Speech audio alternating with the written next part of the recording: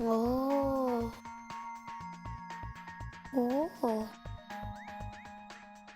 Selam dostlar. Bugün de robot dünyasına күзәтү ясарбыз.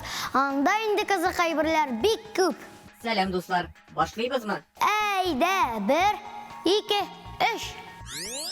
Робототехникасында эшләүчеләр табигаты без белән илһамлана.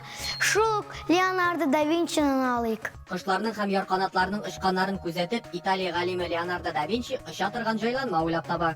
Ул уйлап тапкан дельтаплан нигезе хәзерге көндә дә кулланыла. Да Винчи бигрәк күп әйберләр уйлап тапкан инде. Бу чыннан да шулай. Леонардо чындагы булган.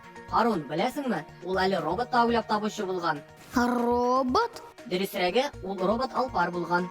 Бу алпар утыра, улларын селкетә белгән. Шаян ТВ'да да Леонардо деген мультфильм күрсәтелде. Анда да бу алпар бар иде. Робофутбол буенча чемпионат узды. Анда 13 илдән 150 команда катнашкан. Финалда Россия командасы Иран командасын җиңде.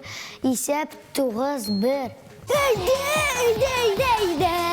Россия чемпион! Маклай, сиңа уенчык кирәкме? Нинди уенчык?